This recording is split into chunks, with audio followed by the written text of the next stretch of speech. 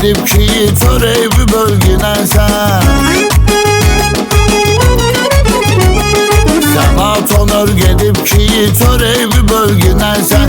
Haqqına haqdan ayır, doğrunu görgünəsən. Darık sen insanların köməyinə gəlginəsən. Göydə Xuda yerdə sən, çoxla kömək səndədir. Özlərə bir vaxt ayır, qədrini bilginəsən. Bu 5 günlük həyatda səndə qonaq səndədir. Can qədeş, döylən ürək səndədir.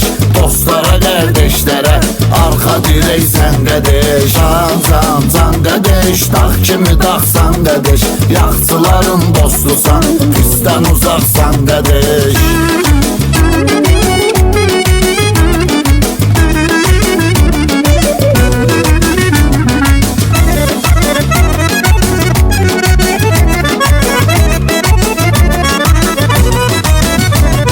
Sade adam her zaman adamların nakşudur.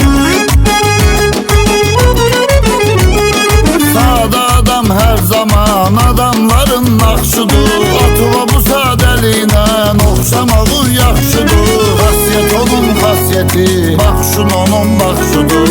Özündən müğayət ol, hamıya gərək səndədir. Dövür başqa dövürdür, bu dəqiqə pul yarışıdır. Sənsə köhnə adamsan, qədmi sayaq səndədir. Can qədeş, döynən ürək səndədir.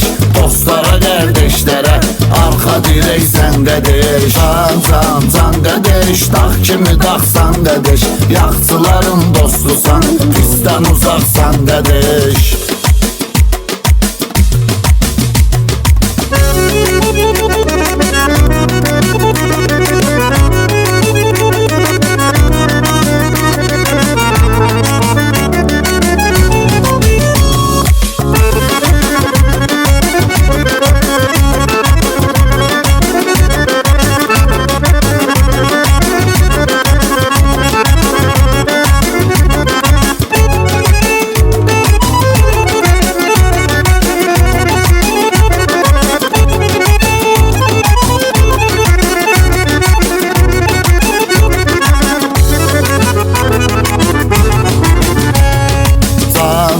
Can qədeş, döynən ürək səndədir.